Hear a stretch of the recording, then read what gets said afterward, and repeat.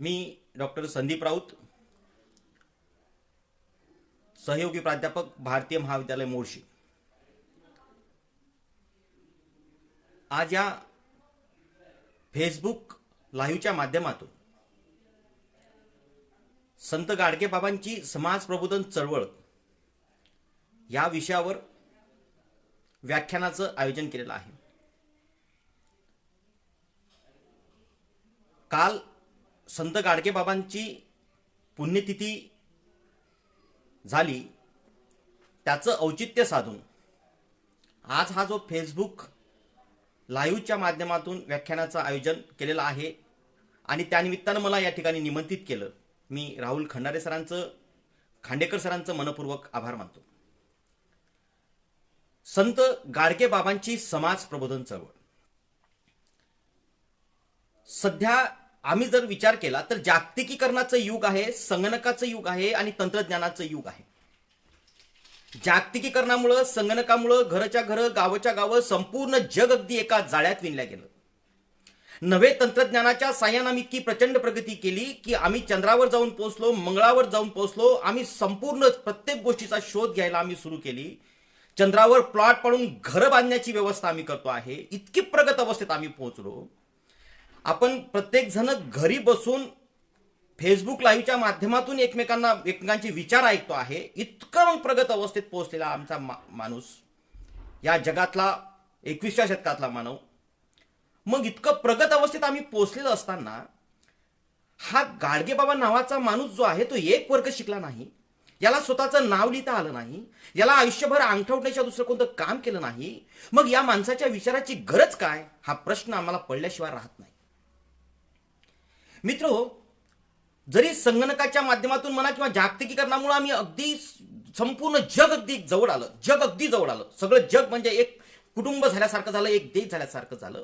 मग जग जवळ जसं येत गेलं तशी मात्र एक गोष्ट घडत गेली, माणसाची मन ही माणसांपासून पारखी होत गेली। आम्ही तंत्रज्ञानाच्या आधारानं नजर पोहोचत नाही इतक्या प्रचंड गगनचुंबी इमारती उभ्या केल्या, पण जसजशी इमारतीची उंची वाढत चालली तसतशी माणसातली माणुसकी मात्र दिवसांगणिक ठेंगणी होत चालली। एवढंच नाही तर आमचा बुद्ध्यांक प्रचंड वाढला। मग बुद्ध्यांक जितका जास्त आमचा वाढत चालला, मग हे बुद्ध्यांक वाढत चालला आणि जसा बुद्ध्यांक वाढत चालला तसतसा आमचा भावनांक मात्र निश्चितच कमी होत चालला।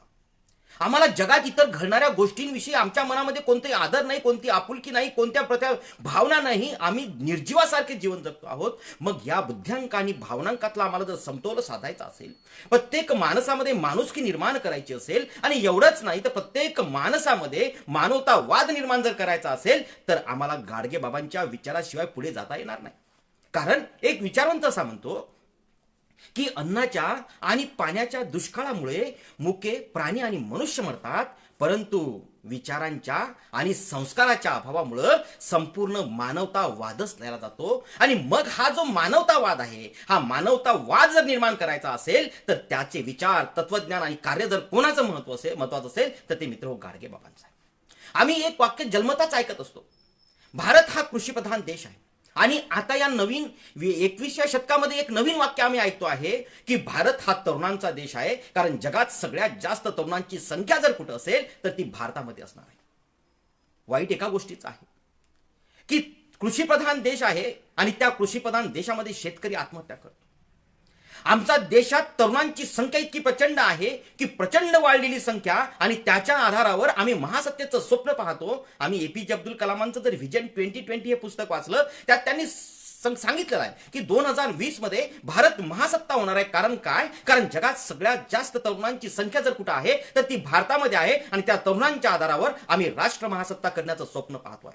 प्रश्नच नाही, बरोबर आहे, कारण तरुणांचा देश आहे आणि तरुणांच्या आधारावर आम्ही स्वप्न पाहतोय।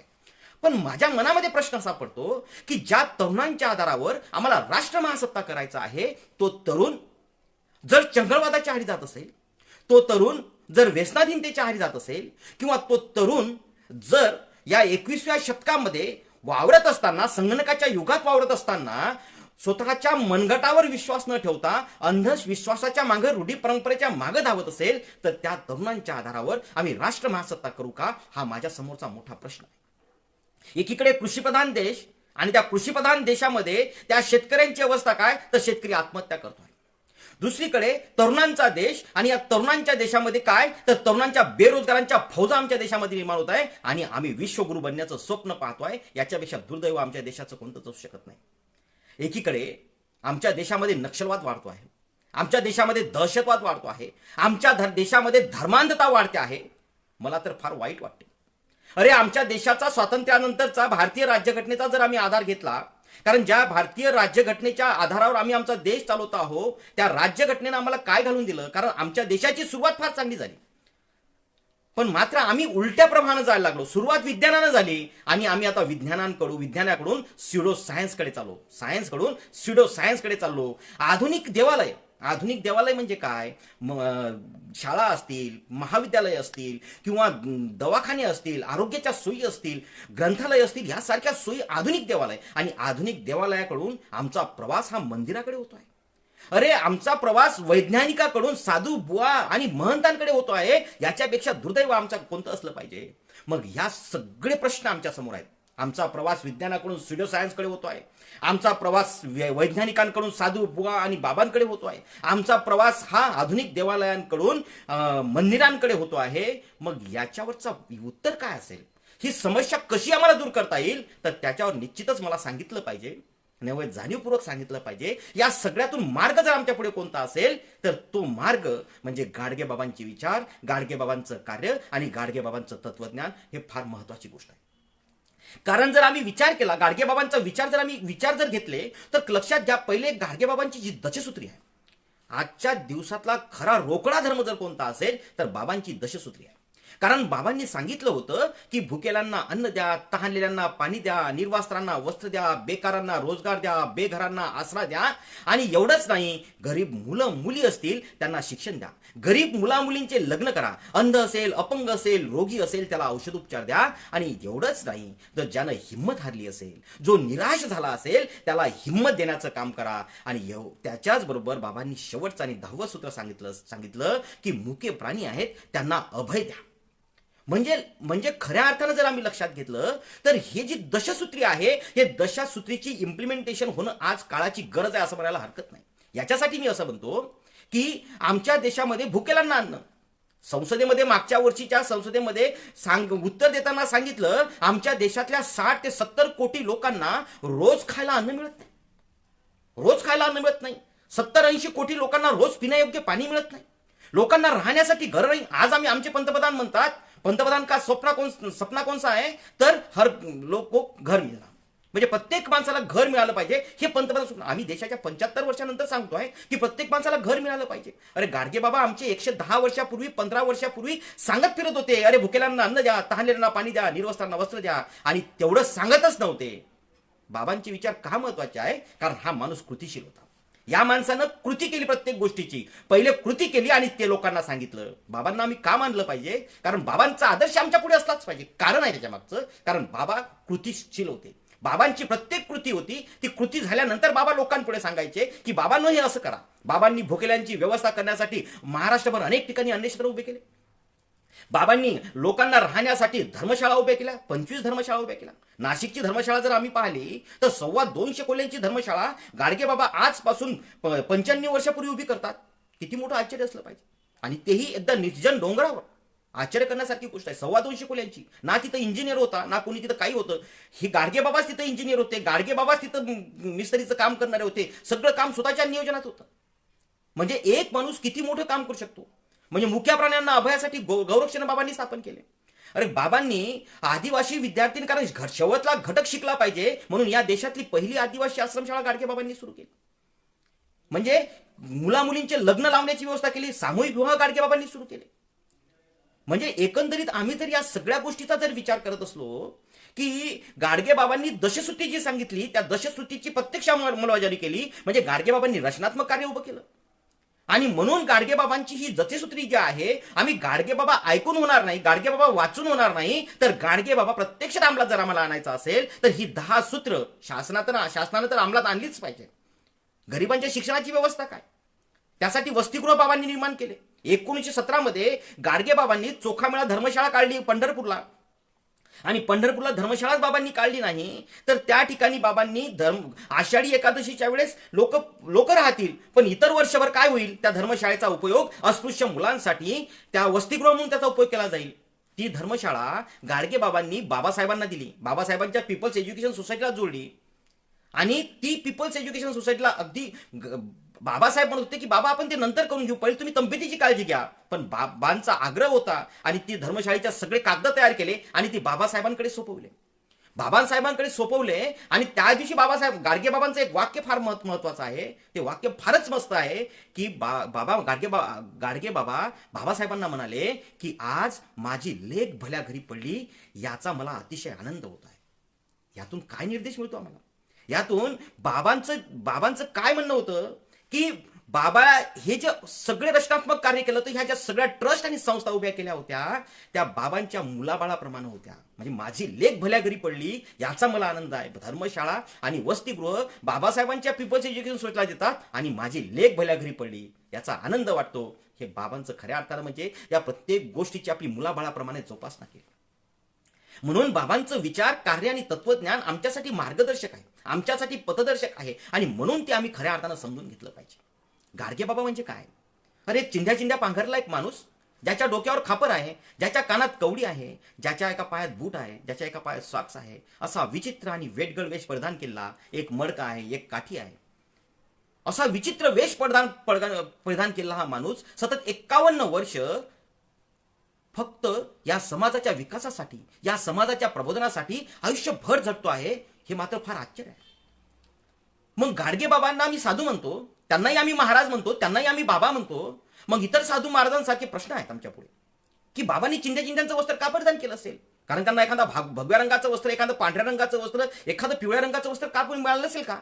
त्यांना निश्चितच मिळालं असतं, अनेक लोकांनी त्यांना दिलं असतं. पण चिंध्याचं वस्त्र बाबांनी परिधान केलं. प्रत्येक गोष्टीमध्ये बाबांचं आम्हाला प्रतीक सापडेल. प्रत्येक गोष्टीच्या मागे बाबांची भूमिका असेल ती फार महत्वाची आहे. या ठिकाणी आम्ही लक्षात घेतलं पाहिजे.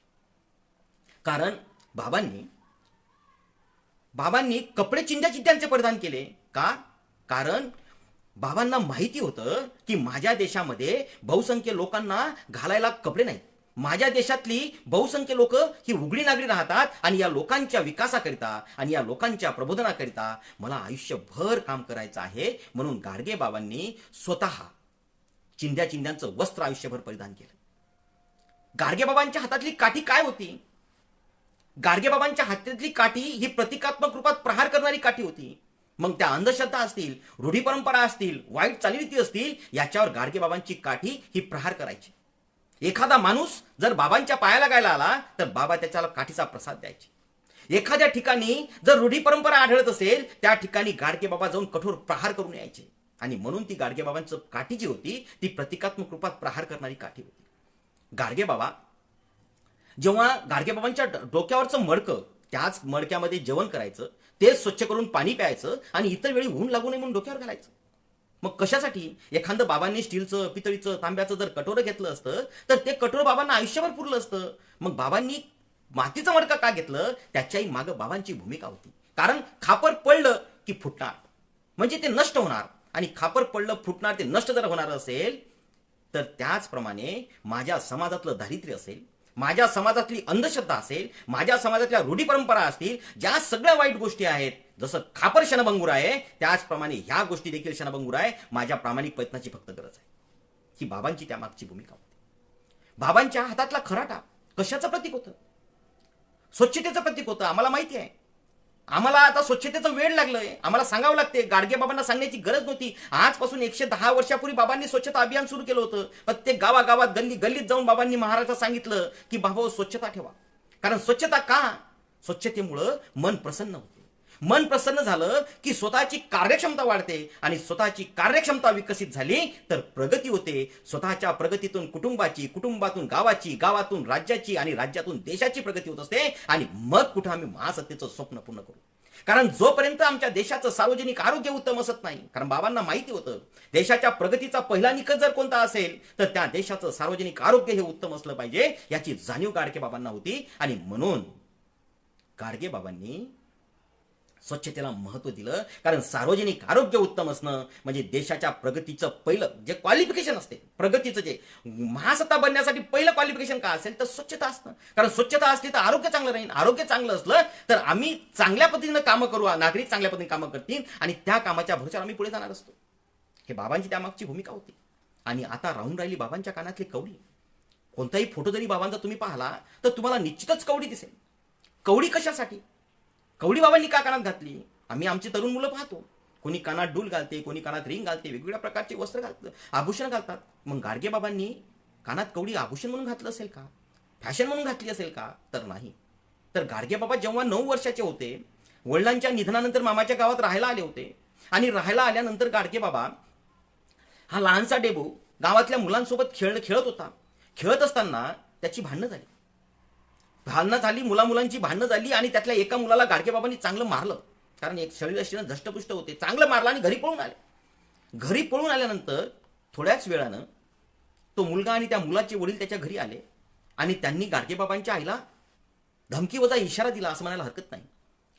त्यांच्या आईचं नाव सखूबाई होतं आणि त्यांनी सखूबाईला सांगितलं, ए सखे, तू या डेब्याल्यावर नाही तर टंगडे छाटून टाकील. त्यानं माया पोराले मारलं, याच्यानंतर माया पोराले हात जरी लावला तरी तू या डेब्याचे टंगडे छाटल्याशिवाय राहणार नाही असा इशारा त्या माणसानं दिला. आणि सखूबाईला प्रचंड राग आला. कारण राग का येऊ नये, राग येणंही साहजिक होतं. कारण नुकताच 2 वर्षाच्या आधी नवरा मरण पावला होता आणि ज्या लहानशा डेबूच्या भरोशावर आयुष्य जगायचं होतं, आयुष्य श्रीमंत करायचं होतं, तो जर माझा डेबू असा बंडखोर निघाला, वाह्यात निघाला, भानखोर निघाला तर माझ्या आयुष्याचं वाटोळं होईल याची जाणीव सखूबाईंना होती. आणि म्हणून त्या लहानशा 9 वर्षाच्या डेबूला सखूबाईनं मारलं आणि मारल्यानंतर ती शेवटी आई आहे, दोघंही मायलेकर रडायला लागले आणि रडता रडता सखूबाई म्हणाली, अगं सखे, अरे डेब्या, आपण कवडी मोलाची माणसं, बाबू डेब्या, आपण कवडी मोलाची माणसं, काम करावं आणि काम करत जगलं तरच आपण मोठं होऊ शकतो. आईनं लहानपणी हा दिलेला संदेश कायम स्मरणात राहावा. म्हणून गाडगे बाबांनी कानात कवडी घातली होती. गाडगे बाबा जसे मातृभक्त होते, कारण आईचा एक छोटासा संदेश बाबांनी आयुष्यभर पाळला, मातृभक्त बाबा होते. आणि त्याचप्रमाणे बाबा पितृभक्त देखील होते. अरे जेव्हा गाडगे बाबांच्या वडिलांच्या निधनाचा समय आला, 1884 ची ती घटना आहे, निधनाचा समय जवळ आला, 8 वर्षाचे गाडगे बाबा होते. 8 वर्षाचा निधनाचा समय जवळ आला आणि शेवटच्या क्षणी त्यांनी झिंगराजींनी सखूबाईंना जवळ बोलावलं, सखे जवळ ये, आता माया कारभार पूर्ण आटोपला. मी सांगतो त्या गोष्टीकडे लक्ष दे की आता तू काय कर की आपल्या देवाऱ्यातले जे दगडाचे देव आहेत ते सगळेच्या सगळे देव भुलेश्वरी नदीत नेऊन टाक आणि माझ्या डेबूला याचा वारा देखून लागू देऊ नको. माझा डेबू नास्तिक झाला तरी हरकत नाही, कारण या दगडाच्या गोट्यांनी माझा सत्यानाश केला. हे लहानपणी बाबांचं बोलणं ऐकलं आणि डेबूंनी मनात निर्धार केला आणि सतत 51 वर्ष, स्वतः तर आयुष्यात रूढी परंपरा पाळलीच नाही, देवाचं दर्शन तर घेतलंच नाही, पण आयुष्यभर बाबांनी सांगितलं खरा देव कुठं आहे, खरा देव कोणता आहे हे सांगण्याचं काम गाडगे बाबांनी लोकांना केलं. बाबा पितृभक्तही होते, बाबा मातृभक्त होते, बाबा पितृभक्त होते, म्हणून त्यांचं चरित्र आमच्यासाठी फार मोठं होतं. 1876 23 फेब्रुवारी 1876 ला जन्म, वयाच्या 8व्या वर्षी 1884 ला बाबांचं निधन, बाबांच्या वडिलांचं निधन. 1888 ला बाबांनी गुरं आणण्याचं काम, 86 ला गुरं आणण्याचं काम केलं. 1892 ला बाबांचा विवाह झाला आणि बाबांचा विवाह झाला आणि काही घटना फार महत्वाच्या आहेत. कारण 1 फेब्रुवारी 1905 ला गाडगे बाबांनी घर सोडलं वयाच्या 29 वर्षाचे असताना. पण मात्र बाळाचे पाय पाळण्यात दिसतात, माणसाच्या आतूनच त्या गोष्टी घडत असतात, म्हणून त्यांच्या त्या गोष्टी पाहणं फार महत्वाचे आहे. ते यासाठी बाबांनी घर सोडण्यापूर्वी सामाजिक समता, रूढी परंपरा, अंधविश्वास आणि एवढंच नाही तर बाबांनी आर्थिक विषमतेविरुद्ध लढा दिलेला आहे. पहिली गोष्ट, सामाजिक समतेसाठी बाबांनी आयुष्यातली पहिलं जर कोणती गोष्ट केली असेल तर वयाच्या 10व्या वर्षी बाबांनी सामाजिक समतेसाठी प्रयत्न केलेले दिसून येतात. ती गोष्ट त्या ठिकाणी तुम्हाला मी जाणीवपूर्वक सांगितलं पाहिजे, कारण आयुष्यभर बाबांनी जे सामाजिक समतेचं काम केलं त्या घटनेचं बीजारोपण, त्या कार्याचं बीजारोपण या घटनेमध्ये आहे. जेव्हा या गुराखी त्या खेळताना मुलांसोबत भांडणं झाल्यानंतर सखूबाईंनी त्याला सांगितलं की बाबू काम करावं, काम केल्याशिवाय आपल्याला कोणी प्रेम करत नाही, म्हणून त्या लहानशा डेबूला मामाच्या घरची गुरं चारायची सल्ला सखूबाईंनी दिला. लहानसा डेबू, 10 वर्षाचा डेबू जंगलामध्ये पूर्णा नदीच्या काठावर गुरं चरायला घेऊन जायला लागला. वेगवेगळ्या जातीची, वेगवेगळ्या धर्माची, वेगवेगळ्या पंथाची मुलं, सगळी गुराखी मुलं ढोरं चारायला त्या जंगलात यायची, नदीच्या काठावर यायची. गाडगेबाबा आणि इतर मुलांसारखे गाडगेबाबा ढोरं चारायला गेले. गुरं चारत असताना गाडगेबाबांची निरीक्षण शक्ती फार अफाट होती. त्यांना लगेच 2-4 दिवसात लक्षात आलं की सगळे मुलं हे वेगवेगळ्या शिदोऱ्या घेऊन जेवण करतात, सगळे मुलं हे वेगवेगळ्या प्रकारचे खेळ खेळतात, जाती जातीतच खेळ खेळतात, वय फक्त 10 वर्ष. काय कराव्या लहानशा डेबूनं? या 10च्या डेबूनं त्या सगळ्यांसोबत मैत्री केली आणि मैत्री करूनच थांबले नाही, तर सगळ्यांच्या शिदोऱ्या एकत्र करायच्या आणि एकत्र करून सहभोजन सुरू करायचं. आणि ते सहभोजनाचे कार्यक्रम रोज सुरू झाले. ही बातमी गावात पसरली. गावात पसरल्यानंतर गावातल्या लोकांनी विरोध केला, मामांनी देखील सांगितलं, पण लहानसा डेबू मात्र त्यांनी केलेल्या कृतीवर मात्र ठाम होता. मामाला प्रतिप्रश्न डेबू करायचा की मामा, आपले दोघांचे लोकांना सगळ्यांना 2 हात आहेत, 2 पाय आहेत, 2 डोळे आहेत, 2 कान आहेत, सगळं सारखं आहे, रक्त देखील लाल आहे, मग आम्ही वेगळे कसे? डेबूंचा निर्धार, करारीपणा ऐकत नाही, म्हणून गुरं चारणं बंद करून त्याच्याकडे शेतीची जबाबदारी दिली. पण मात्र आयुष्यभर जे सामाजिक समतेसाठी गाडगेबाबा लढा उभा केला, त्याचं खऱ्या अर्थानं बीजारोपण आम्हाला गुराखी जीवनापासून चाललं दिसते. दुसरा लढा हा रूढी परंपरेच्या विरोधातला. 1896 जेव्हा गाडगेबाबांना अलोका नावाची मुलगी झाली, तेव्हा त्या काळामध्ये परीट समाजामध्ये अशी पद्धत होती की बारसं करायचं आणि बारशाला कंदुरीचं जेवण द्यायचं. कंदुरी म्हणजे मटणाचं जेवण द्यायचं, दारू आणि मटण त्यात असायचं. गाडगेबाबांनी सांगितलं की मला मुलगी झाली, आता मला आनंद आहे, मुलीचं बारसं करायचं आहे, पण मुलीच्या बारशामध्ये कंदुरीचं जेवण होणार नाही, तर मिष्टान्नाचं जेवण होईल. समाजातल्या लोकांनी नाराज झाले, कारण समाजातल्या रूढी परंपरेच्या विरोधात डेबू जातोय, रूढी परंपरा नाकारतोय डेबू, म्हणून लोकांनी विरोध केला. पण गाडगेबाबा मात्र ठाम राहिले. त्यांनी सांगितलं की माझी मुलगी आहे, मुलीचं बारसं करायचं आहे, पण मात्र कंदुरी राहणार नाही, मिष्टान्नाचं जेवण राहील. अनेक लोक नाराज होऊन निघून गेले, पण मात्र आपल्या निर्णयावर डेबूजी ठाम राहिले आणि त्यांनी मुलीच्या बारशाच्या प्रसंगी, जिचं नाव अलोका होतं, त्या बारशाच्या प्रसंगी त्यांनी मिष्टान्नाचं जेवण दिलं आणि रूढी परंपरेला देखील विरोध या ठिकाणी केला आम्हाला दिसत होतो. आणि तेच आयुष्यभर रूढी परंपरेच्या विरोधात बाबा कीर्तनाच्या माध्यमातून आणि आपल्या कृतीच्या माध्यमातून लोकांपुढे आवाज उठवत राहिले. तिसरी घटना आर्थिक विषमतेची. आणि हे जे आर्थिक विषमता आहे, ही आर्थिक विषमता फार मोठ्या प्रमाणात त्या काळामध्ये होती.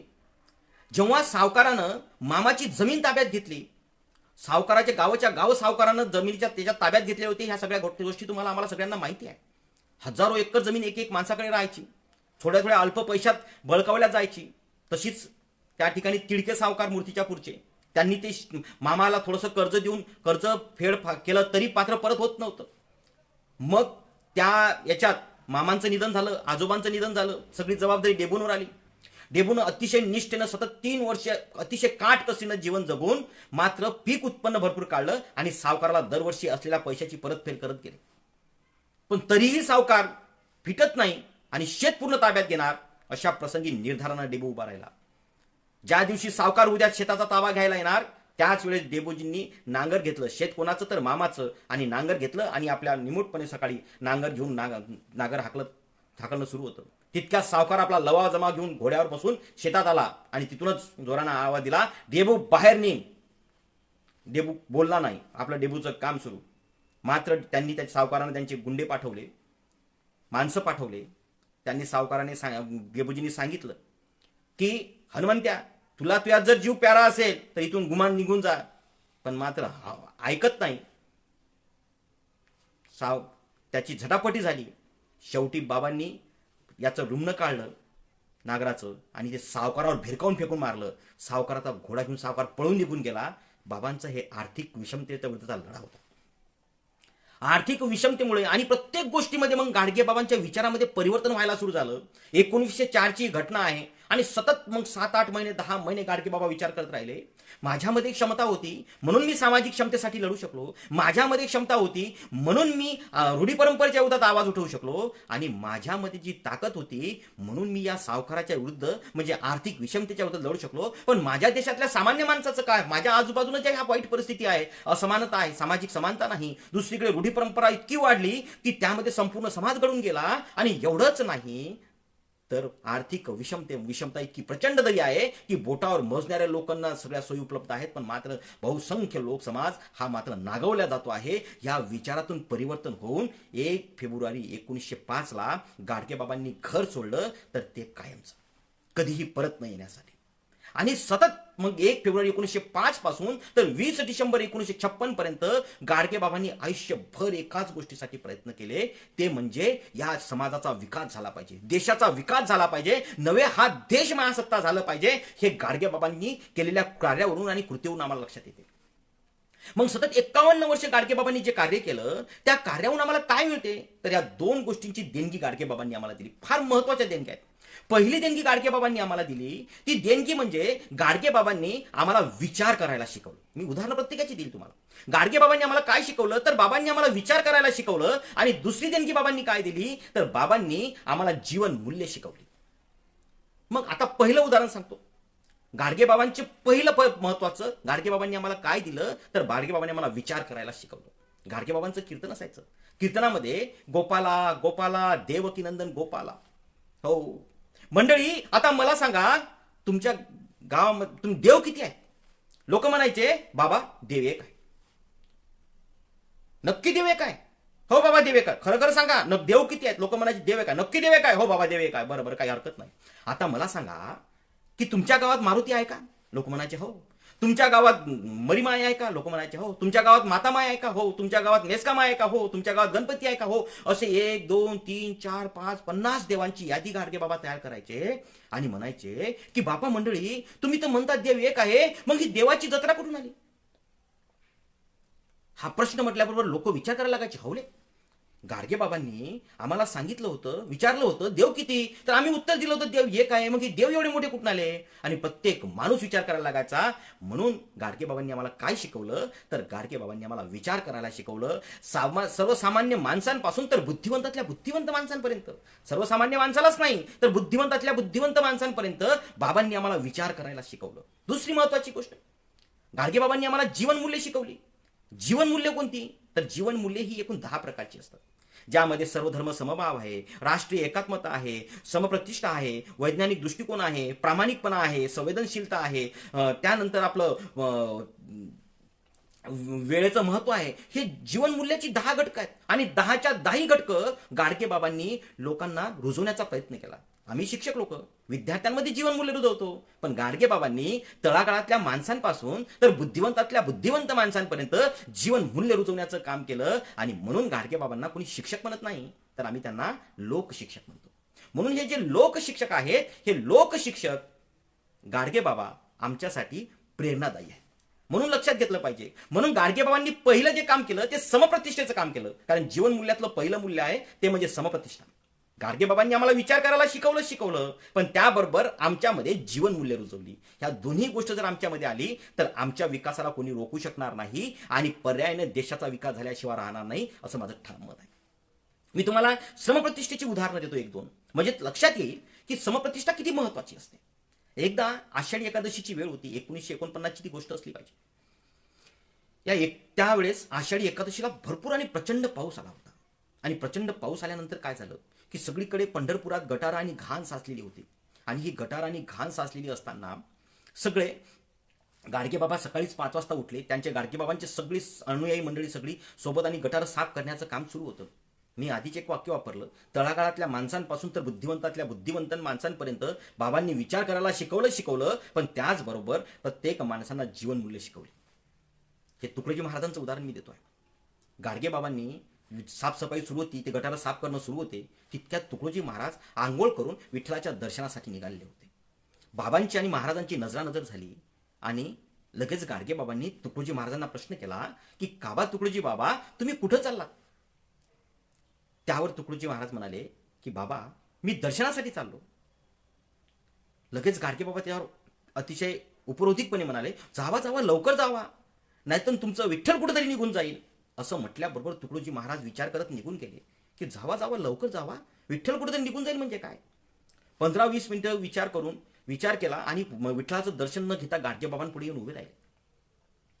गाडगेबाबांपुढे येऊन उभे राहिल्याबरोबर तुकडोजी महाराज काही बोलणार त्याच्या आधीच लगेच गाडगेबाबा बोलायला लागले. बाबांनी कमरेवर हात ठेवले आणि सांगितलं की जा तुकडोजी बाबा, कोणाला सांगू नका विठ्ठल गटार साफ करत होता म्हणून.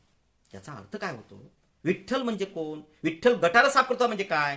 काम करण्यात खऱ्या अर्थानं राम आहे, श्रम फार महत्वाचे आहे, तिथं खरा विठ्ठल आहे, हे गाडगेबाबांनी तुकडोजी महाराजांसारख्या द्रष्ट्या माणसाला देखील पटवून दिलं. आणि तेव्हापासनं तुकडोजी महाराज विठ्ठलाच्या दर्शनाला गेले नाही. त्यांनी पंढरपूरला दरवर्षी काय केलं तर सगळ्या अखिल भारतीय साधूंची संमेलनं भरवली, आणि संमेलनच भरवली नाही तर त्या ठिकाणी संमेलनाच्या शेवटचं भाषण कोणाचं असायचं तर ते मित्र गाडगेबाबांचं असायचं. इतकं प्रचंड मोठं काम गाडगेबाबांचं होतं. दुसरं उदाहरण तुम्हाला सांगितलं पाहिजे. समप्रतिष्ठा किती महत्वाची आहे, समाला किती महत्व बाबांनी दिलं. बाबांची पत्नी, तिचं नाव कुंताबाई. गाडगेबाबा कोणती सेवा घेणारच नाही हे प्रत्येक महाराष्ट्रातल्या माणसाला माहिती होतं, कारण कोणत्याही सेवेचा लाभ बाबा घेत नव्हते. सेवा देणं हाच बाबांचा खऱ्या अर्थानं धर्म होता. सेवा परमो धर्म हे बाबांचं खऱ्या अर्थानं ब्रीद होतं. आणि मग गाडगेबाबा आपल्याकडे राहणार नाहीत, गाडगेबाबा आपल्याकडे जेवणार नाहीत, कोणत्याही प्रकारची सेवा घेणार नाही, सगळं माहित होतं. म्हणून लोकांना बाबांची पत्नी तरी आपल्याकडे राहिली पाहिजे अशी लोकांना भावना होती. आणि म्हणून एकदा पुण्यातील जे डॉक्टर सहस्त्रबुद्धे होते, त्या पुण्यातील डॉक्टर सहस्त्रबुद्धेंना गाडगेबाबांच्या पत्नीला त्यांच्या घरी ठेवून घेतलं. 5-6 दिवसातच गाडगेबाबांना माहिती झालं की आपली जी पत्नी आहे कुंताबाई ती डॉक्टर सहस्त्रबुद्धे यांच्या घरी राहते. तर गाडगेबाबांनी करावं काय? आम्ही जर आजच्या महाराजांचा विचार केला, कारण आमच्या देशामध्ये महाराजांचं पेव फुटलं, पेव इतकं फुटलं, प्रचंड इतके माणसं निर्माण झाले की सगळे माणसं आता कदाचित जेलात जमा होतील का हा प्रश्न पडायला लागला. इतके भोंदू साधू आमच्या देशामध्ये निर्माण झाले. पण इकडे काय गाडगेबाबांचं चरित्र कसं होतं, गाडगेबाबांचं व्यक्तिमत्व कसं होतं हेही आम्हाला या ठिकाणी लक्षात येईल. लगेच गाडगेबाबांनी काय केलं, डॉक्टर सहस्त्रबुद्धेंना पत्र लिहिलं. पत्र लिहिण्याची पद्धत देखील किती वेगळी होती. पत्राच्या मायन्यामध्ये गाडगेबाबा लिहितात, कर्णासारखे उदार, दयाळू, श्रीमंत डॉक्टर सहस्त्रबुद्धे यांना गाडगे बुवांचा अनंत कोटी नमस्कार. मला समजलं की माझी धर्मपत्नी आपल्या घरी राहते, तिला ठेवण्यास माझी कोणतीही हरकत नाही. पण एक गोष्ट लक्षात ठेवा, आम्ही जातीनं पैड आहोत, आम्ही धोबी आहोत. कपडे धुणं हा आमचा व्यवसाय आहे. त्यामुळे तुमच्या घरची कपडे, तुमच्या घरची भांडी आणि तुमच्या घरची इतर कामं तिच्याकडून करून घ्या, अन्यथा तिला घरातून बाहेर काढून द्या आणि कुठेतरी पुण्यात माधुकरी मागून खात राहील. पत्नीच्या बाबतीत गाडगेबाबा म्हणतात, एक तर काम केल्याशिवाय कोणीही फुकटात भाकर खाऊ नये हे गाडगेबाबांनी संदेश दिला. गाडगेबाबांचा मुलगा गोविंदा, त्याच्या लग्नाची गोष्ट गाडगेबाबांनी जर ठरवलं असतं की माझ्या मुलाचं लग्न आहे आणि जर महाराष्ट्रातल्या काही लोकांना सांगितलं असतं मुलाचं लग्न आहे, तू कपड्याची व्यवस्था कर, तू जेवणाची व्यवस्था कर, तू मंडपाची व्यवस्था कर, लोकांनी अतिशय आनंदाने उदार मनानं केली असती.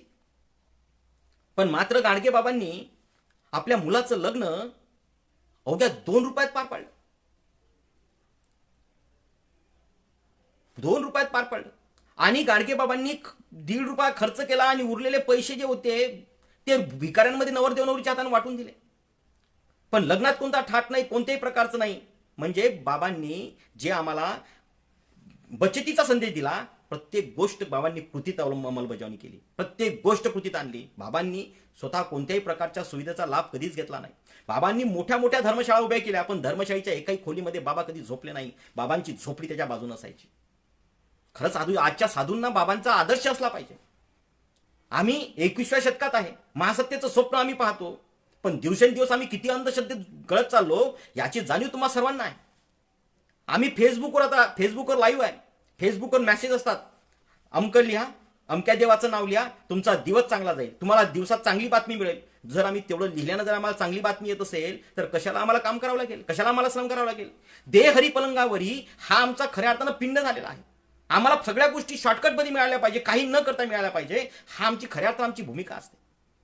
म्हणून ह्या जे भोंदू साधू आहे हे भोंदू साधूंचं खऱ्या अर्थानं फावते आहे. लक्षात घ्या, कारण अंधश्रद्धा इतकी मोठी, कारण गाडगेबाबांनी प्रचंड प्रार अंधश्रद्धेवर केले. मला मात्र एक गोष्टीचं फार आश्चर्य वाटते बाबांचं. आजपासून 100 वर्षापूर्वी गाडगे बाबा गावागावात जाऊन कीर्तन करत होते आणि अंधश्रद्धेवर इतके कडाडून आणि प्रहार करायचे की आजही बोलताना एखाद्या अंधश्रद्धेवर जर बोलतो म्हटलं, एखाद्या देवाचं नाव घेऊन जर बोलतो म्हटलं, तर आपल्या छातीमध्ये धस्स होते की लोक मारणार तर नाहीत ना. पण आजपासून 100 वर्षापूर्वी, 110 वर्षापूर्वी गाडगे बाबा बहिरम सारख्या ठिकाणी, गाडगे बाबा उपराई सारख्या ठिकाणी, गाडगे बाबा अनेक ठिकाणी जिथं जिथं प्राण्यांची हिंसा होत होती त्या त्या ठिकाणी जाऊन त्या ठिकाणी गाडगे बाबा, त्या दर्यापूरचा प्रसंग, दर्यापूर जवळ आहे इथून अमरावतीवरून, दर्यापूरचा प्रसंग किती मोठी घटना आहे. त्या ठिकाणी गाडगे बाबांना मारायला लोक आले. हिंगणघाट जवळचं गिरट जे गाव आहे तिथं गाडगे बाबांना मारायला लोक आले. पहिले माझ्यावर तलवार चालवा मग त्या मुक्या जनावराचा जीव घ्या, इतकं ठामपणे सांगणारा माणूस.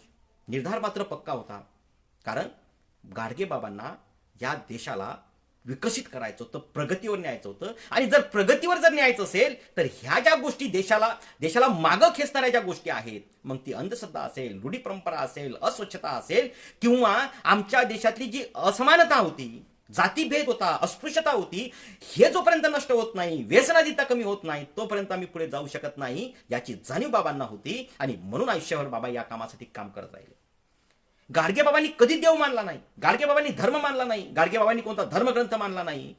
मग प्रश्न असा पडतो की बाबांचा देव कोणता होता, बाबांचा धर्म कोणता होता, बाबांचा धर्मग्रंथ कोणता होता.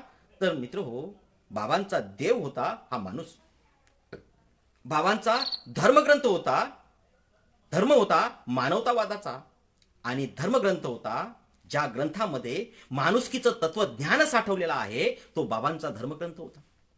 मग तो कदाचित तुकाराम गाथा असेल, कबीरांची वाणी असेल. मला सांगितलं पाहिजे तुकाराम गाथा निघाली म्हणून. महाराष्ट्र सरकारनं जी तुकाराम गाथा प्रकाशित केली त्याचं खरं श्रेय जर कोणाला जात असेल तर ते गाडगे बाबांना जाते.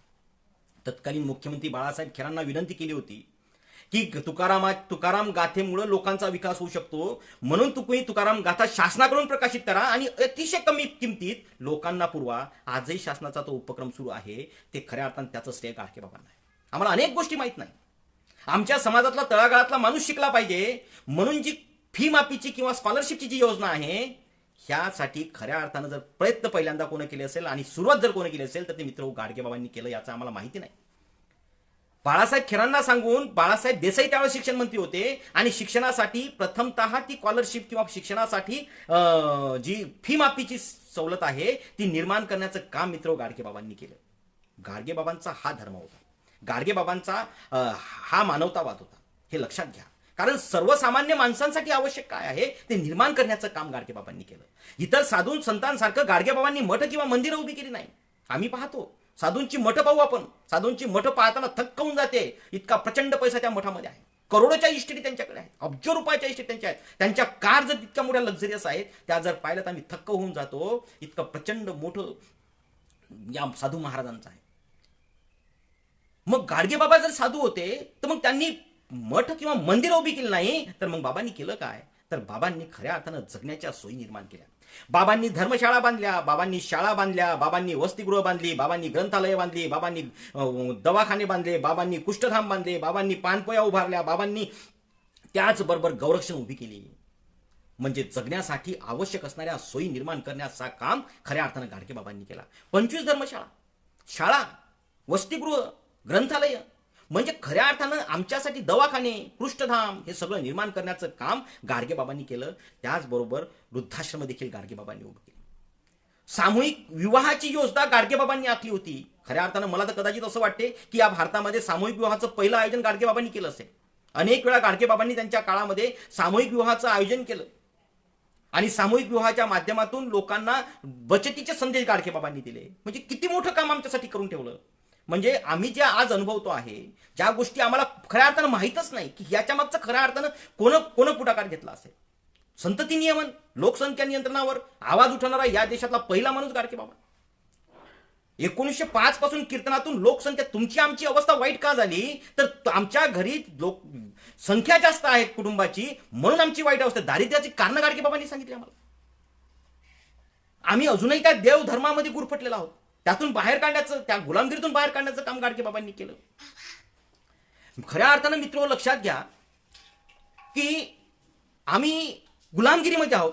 गुलामगिरी ही 4 प्रकारची असते. एक सामाजिक गुलामगिरी, राजकीय गुलामगिरी, आर्थिक गुलामगिरी आणि त्याचबरोबर मानसिक गुलामगिरी. ही गुलामगिरी 4 प्रकारची असते. पहिली गुलामगिरी राजकीय गुलामगिरी. 15 ऑगस्ट 1947ला आम्ही स्वातंत्र्य झालो. आम्ही स्वतंत्र झालो आणि राजकीय गुलामगिरीतून मुक्त झालो. ब्रिटिश लोक निघून गेले. मग बाबासाहेबांनी राज्यघटना लिहिली आणि 26 जानेवारी 1950ला आम्ही सामाजिक आणि आर्थिक गुलामगिरीतून बाहेर पडलो. पण हे बाहेर पडत असताना आम्ही अजूनही एका गुलामगिरीतून बाहेर पडलो नाही. ती गुलामगिरी म्हणजे मानसिक गुलामगिरी. आम्ही अजूनही देव, आम्ही अजूनही धर्म, आम्ही अजूनही बुवाबाजीच्या मागे लागतो आहे. म्हणजे या ठिकाणी मंगेश पाडगावकरांचा एक उदासबोध नावाचा एक काव्यग्रंथ आहे. त्याच्यात त्यांनी एक छान कविता लिहिली. या ठिकाणी ती कविता सांगितली पाहिजे. आम्ही बुवाबाजीच्या मागे कसं लागतो, बुवाबाजी कशी असते, अतिशय सुंदर पद्धतीने त्यांनी ती कवितेत सांगितलं. ते कवितेत असं म्हणतात मंगेश पाडगावकर की इथे मानसे कपाट खंगलेली, इथे मानसे कपाट खंगलेली, आतून आतून तंगलेली, अदृश्य दहशतीने भंगलेली, आधार पाहिजे. अगदी काळजीपूर्वक ऐका. इथे मानसे कपाट खंगलेली, आतून आतून तंगलेली, अदृश्य दहशतीने भंगलेली, मग काय पाहिजे तर आधार पाहिजे. मग आधार कोणाला पाहिजे. इथे हवा कोणीतरी जबरी बुवा, जो काढेल उवा मनातील चिंतेच्या. मग पुढे असं म्हणतात की आधी म्हणे जैसाई मगच अधिकारी लाच घेई, आधी म्हणे जैसाई मगच अधिकारी लाच घेई, अजून पकडला गेलो नाही कृपा म्हणे बाबांची.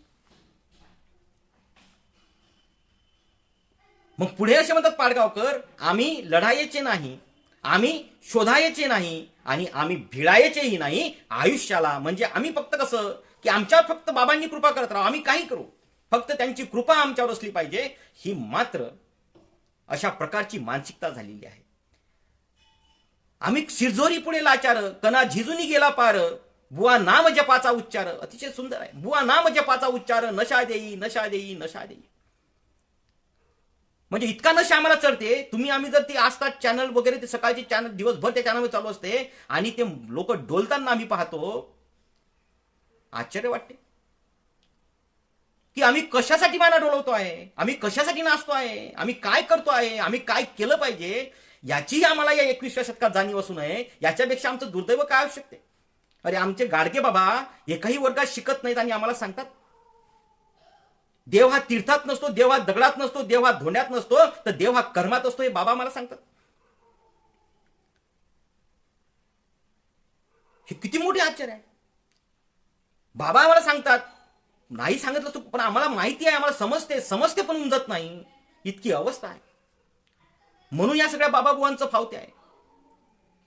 तुकारामाचे अनेक दाखले गाडगे बाबा देतात. कीर्तनात वारंवार तुकारामाचे अभंग गाडगे बाबा सांगतात.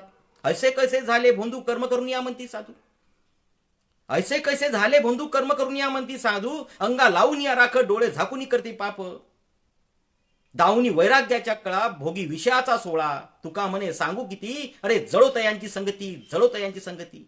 आम्ही उलट म्हणतो घडोतयांची संगती घडोतयांची संगती. आणि मग शेवटी आमचं शोषण होते.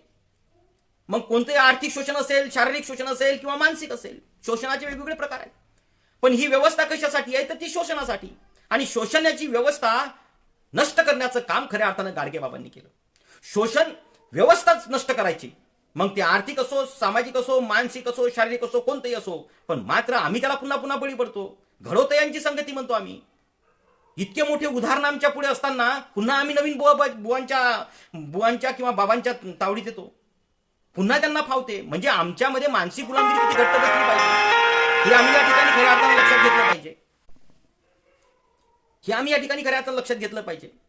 गाडगे बाबांनी देवाला जरी मानलं तरी गाडगे बाबांचा देव हा 2 प्रकारचा होता. पहिला देव गाडगे बाबांचा होता की ज्याच्या अस्तित्वामुळे माझं अस्तित्व आहे. आणि दुसरा देव बाबांचा होता की ज्याच्या कर्तृत्वामुळे माझं अस्तित्व निर्माण झालं. याची उदाहरणं आपण एक एक उदाहरणं पाहू की ज्याच्या अस्तित्वामुळे माझं अस्तित्व आहे. बाबांचा देव जरी देवाला मानत नसले पण देव मात्र 2 प्रकारचा होता.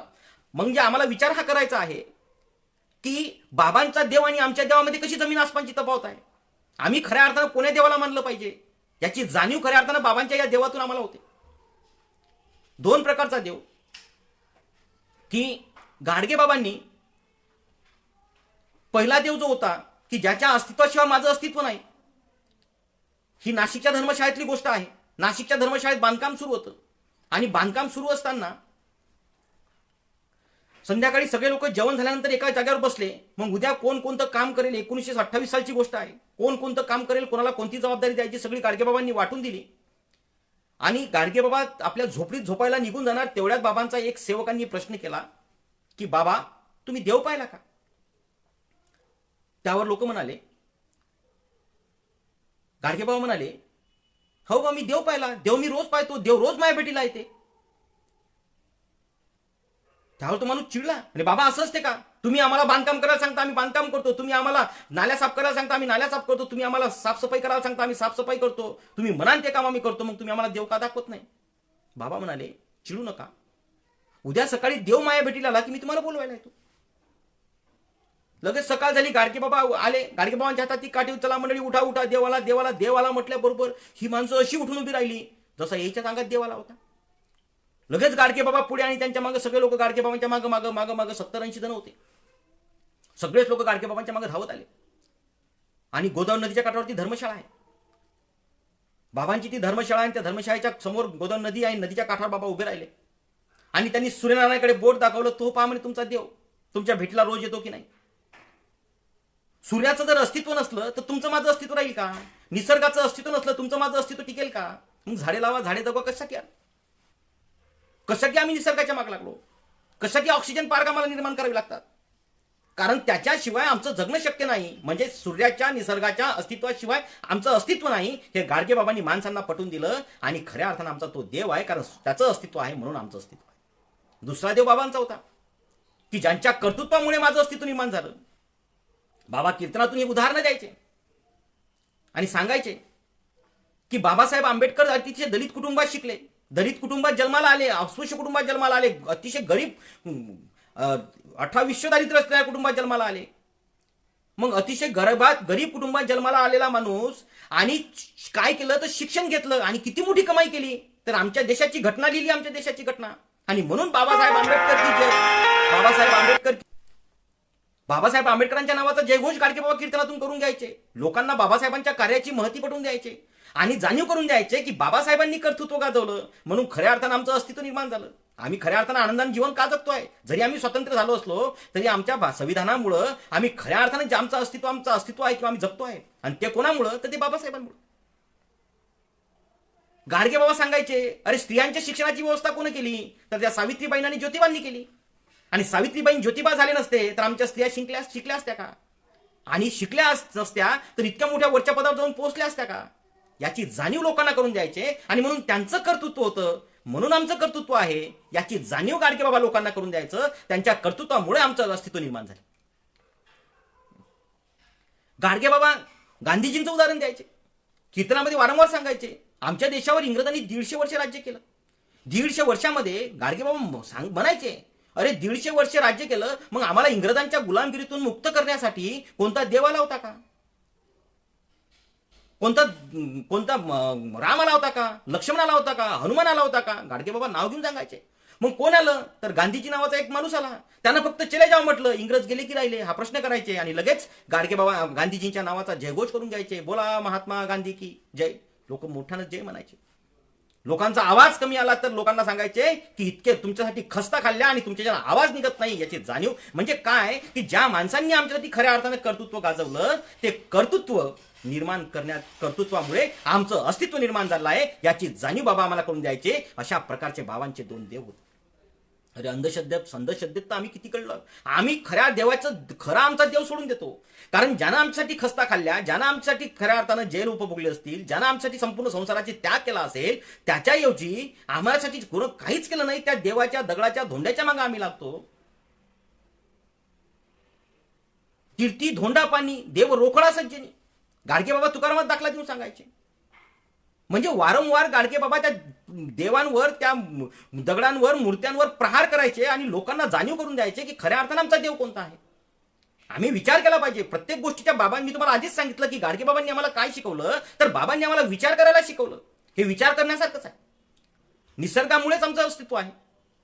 कर्तृत्व ज्या ज्या माणसांनी गाजवलं असेल, देशातल्या आमच्या ज्या महामानवांनी कर्तृत्व गाजवलं असेल, मग ते महात्मा फुले असतील किंवा शाहू महाराज असतील, सावित्रीबाई फुले असतील किंवा डॉक्टर बाबासाहेब आंबेडकर असतील, छत्रपती शिवाजी, सगळ्या लोकांचं कर्तृत्व आहे. म्हणून आमचं अस्तित्व निर्माण झालं. याची आम्हाला जाणीव राहत नाही. आम्ही खऱ्या देवाची पूजा सोडून नको त्या देवाच्या भलत्या देवाच्या मागे लागतो आणि आमचं शोषण करून घेतो.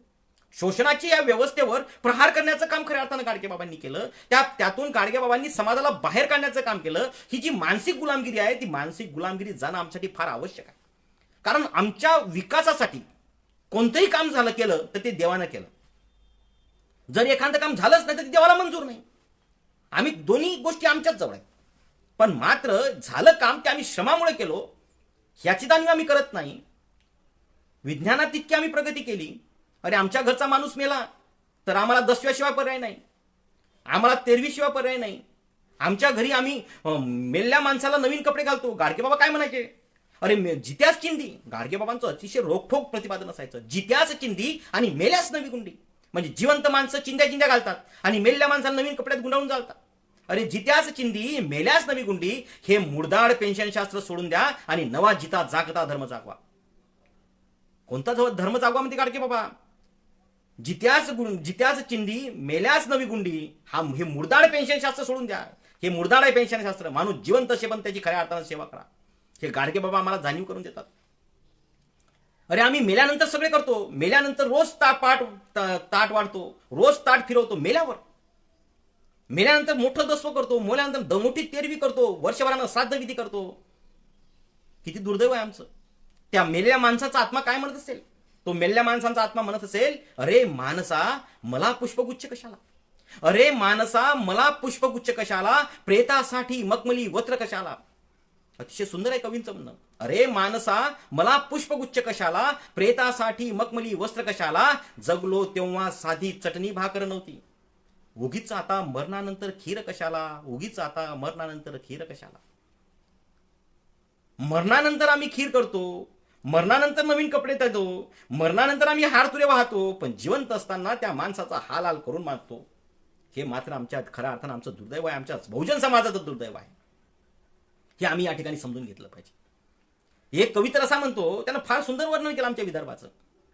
तो कवी असा म्हणतो, म्या पामराने काय वर्णावी या विदर्भाची महती, म्या पामराने काय वर्णावी या विदर्भाची महती, आमचा कॉर्पोरेट बिझनेस फक्त लग्न दसवान तेरवी, फक्त लग्न दसवान तेरवी, लग्न दसवा तेरवी याच्या पुरतच आम्ही गुंडाळून बसलेलो आहे. याच्या पुढे आम्ही जायला तयार नाही. आम्ही मात्र नवीन गोष्टी करायला तयार नाही आणि यातल्या यातच आमचं गुरफटून आमचे कुटुंबाच्या कुटुंब आमच्या पिढ्याच्या पिढ्या नष्ट होत चालल्या. अजूनही आम्ही बाहेर निघायला तयार नाही. हे मात्र फार आश्चर्य आहे. म्हणून बाबांचे विचार आम्ही समजून घेतले पाहिजे. एक छोटीशी साधविधीची एक गोष्ट सांगतो.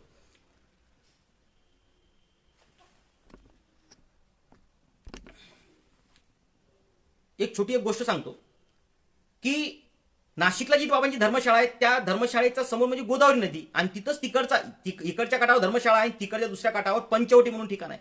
त्या ठिकाणी लोक श्राद्धविधीचा कार्यक्रम करतात, पण पिंडदानाचा कार्यक्रम करतात.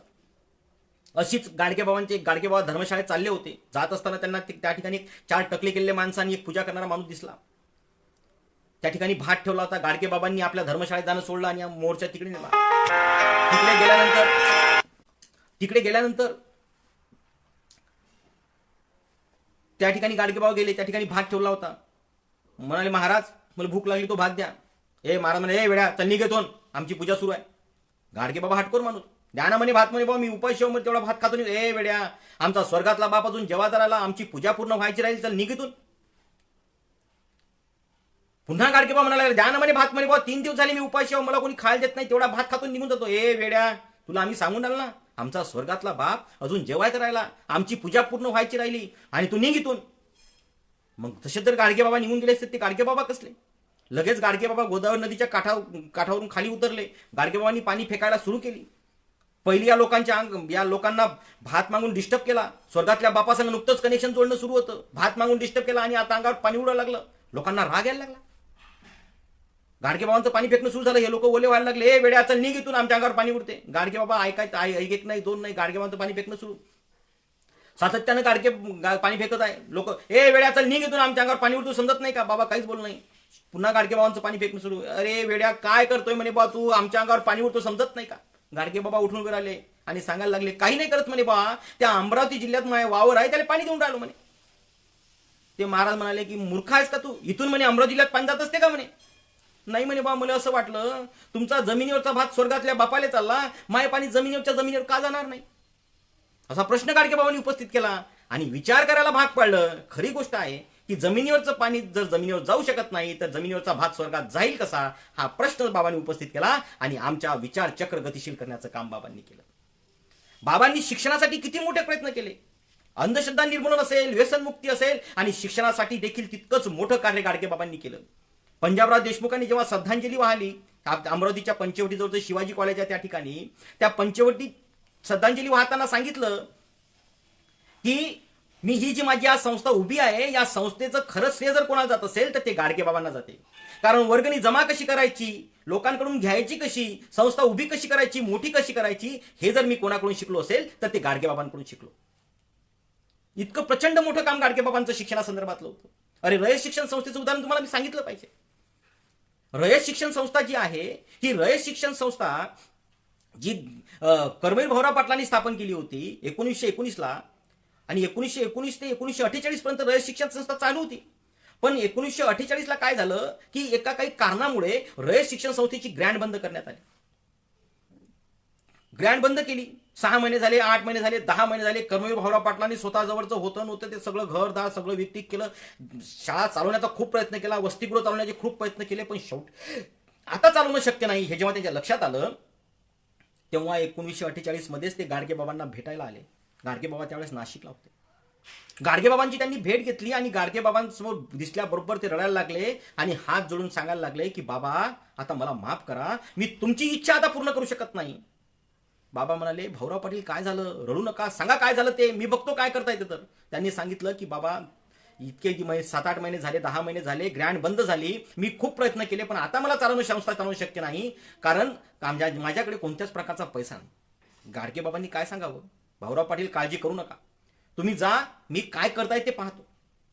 लगेच दुसऱ्या दिवशी सकाळीच पुण्यात मुख्यमंत्री बाळासाहेब खेरांच्या बंगल्यावर गाडगेबाबा गेले.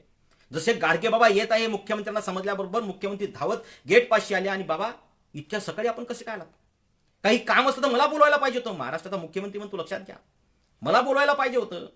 गाडगेबाबांना नाही, आमचं महत्वाचं काम तुमच्याकडे आहे म्हणून आम्हीच तुमच्याकडे आलो. गरिबांच्या पाठीवर मारा पण पोटावर मारू नका.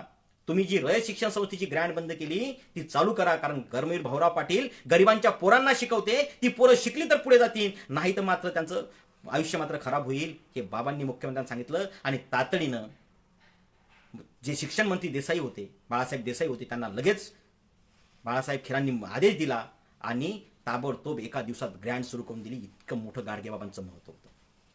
आणि ग्रँड सुरू करून गाडगेबाबा थांबले नाही. पुढची गोष्ट या ठिकाणी लक्षात घेतली पाहिजे.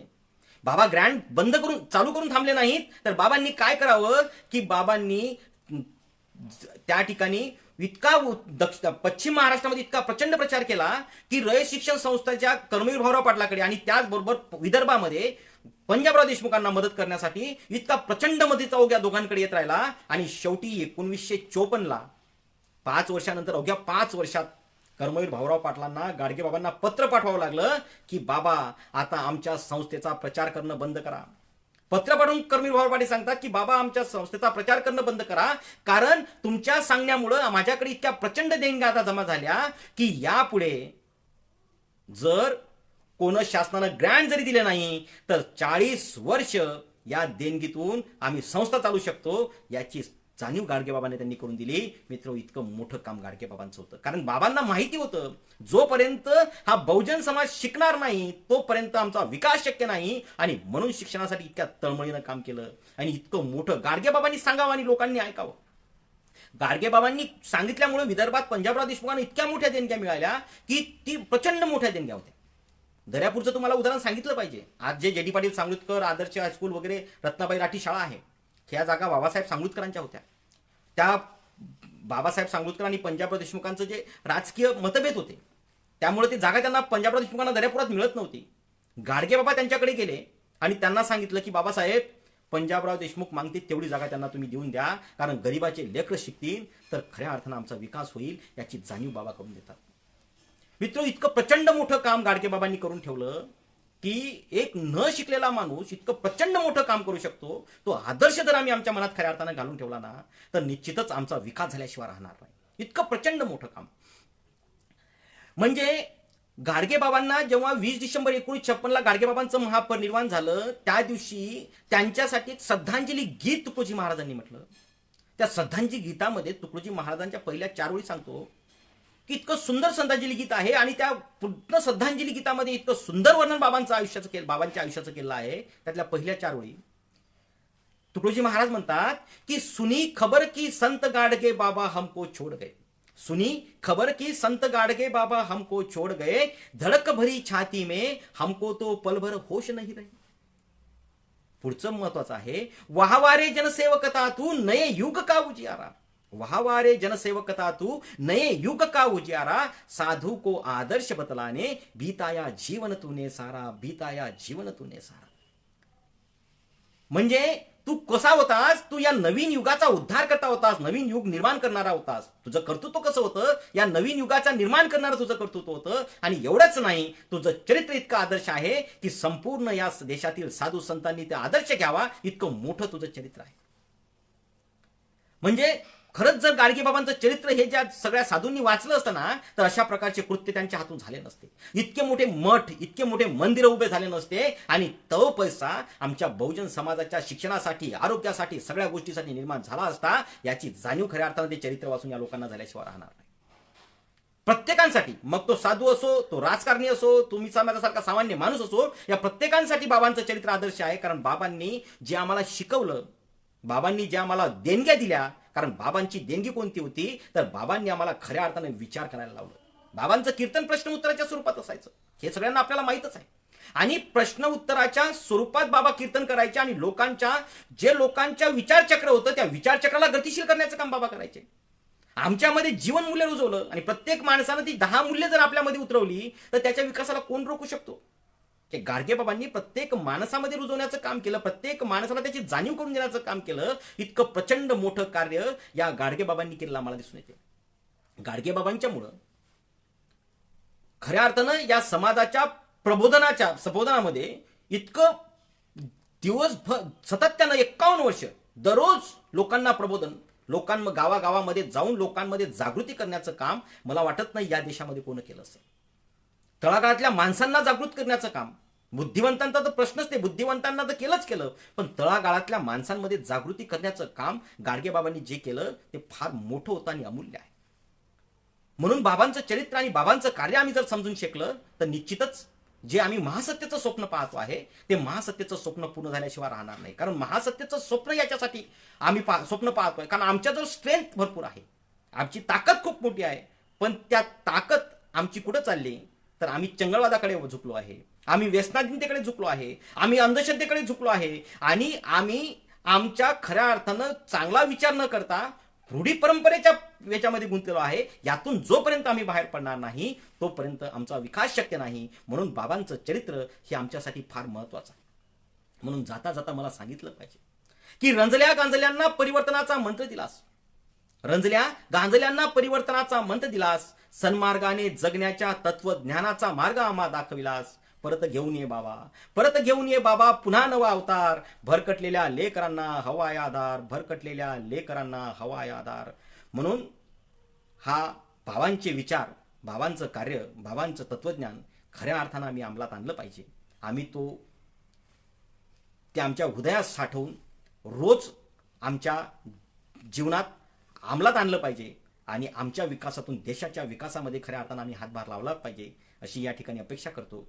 या ठिकाणी बहुजन संघटक या फेसबुक पेजवर मला बोलण्याची संधी दिली, माझ्या व्याख्यानाचं आयोजन केलं, त्याबद्दल मी आयोजकांचं मनपूर्वक या ठिकाणी आभार मानतो.